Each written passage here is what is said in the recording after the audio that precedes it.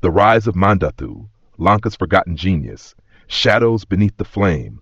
The days that followed Mandhathu's mysterious vision were restless.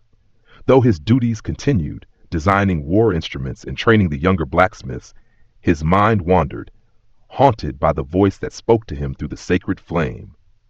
Every night, long after the palace corridors had emptied and the forges had cooled, Mandhathu returned to the sacred chamber. There, surrounded by flickering lanterns and the low hum of forgotten power, he attempted to reconnect with the ancestral voice.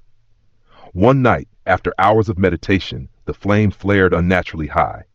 Within its blaze, a figure appeared, cloaked in light and crowned in ancient steel. Mandhathu, the voice whispered again, clearer this time, the soul of Lanka's future rests not in power, but in understanding the forgotten. The figure raised an arm and gestured toward the old diagrams Mandhathu had recovered earlier. Lines shifted, symbols lit up, and new meanings unraveled themselves before his eyes. His ancestors were not merely warning him, they were guiding him. Mandhathu began a nightly ritual. Each evening he laid out the blueprints he had deciphered and waited for the flames to respond. With each session, more hidden features of the ancient devices revealed themselves. Rotating mechanisms, power sources drawn from Earth's magnetic fields, and control panels responding to thought impulses. He was no longer simply a blacksmith, he was becoming a scholar of a lost science. But power never goes unnoticed. Unbeknownst to him, a shadow had begun to follow. A spy from within the palace, posing as a servant, slipping through the halls under Ravana's orders, began reporting Mandhathu's strange behavior. Though Ravana trusted Mandhathu, the increasing secrecy had planted a seed of concern. Ravana summoned his sister Surasa, a high priestess and seer, to look into the matter through ancient rituals. She burned sandalwood and sang mantras in a dark room. As the smoke danced, she saw Mandhathu bathed in light, but behind him, a storm was gathering.